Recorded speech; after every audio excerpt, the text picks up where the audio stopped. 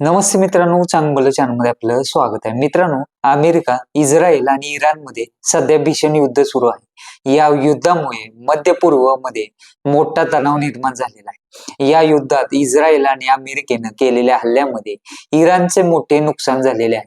तर दुसरीकडे इराणने केलेल्या मिसाईल हल्ल्यामध्ये इस्रायलनं अमेरिकेचे देखील अनेक सैनिक मारलेले आहेत. अशा परिस्थितीमध्ये आता अनेकांच्या मनामध्ये उत्सुकता निर्माण झालेली आहे की युद्ध सुरू असताना अमेरिकन सैनिक नेमके काय खातात, युद्ध काळामध्ये त्यांचा आहार नेमका कसा असतो. आज आपण याबद्दल सविस्तर माहिती जाणून घेणार आहोत.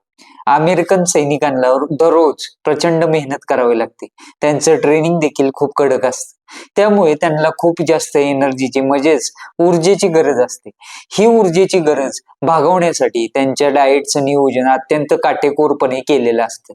त्यांना दररोज कमीत कमी 2000 ते 4700 कॅलरीज एवढी ऊर्जा मिळेल अशा पद्धतीने त्यांच्या आहाराचं नियोजन केलेलं असतं.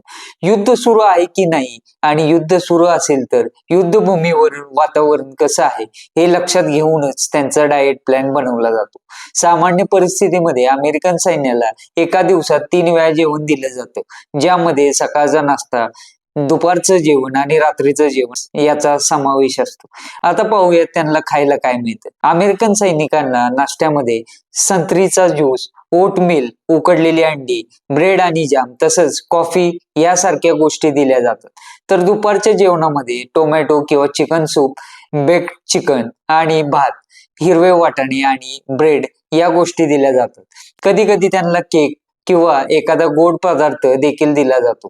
रात्रीच्या जेवणामध्ये mutton, corn beef, pork chops, बटाटे, पास्ता आणि वेगळ्या वेगळ्या फळांचे सॅलड दिले जातात. या आहारामध्ये एखाद्या मिठाईचा देखील समावेश असतो. या पदार्थांमधून त्यांना मोठ्या प्रमाणामध्ये ऊर्जेसोबतच आयर्नचा देखील पुरवठा होतो.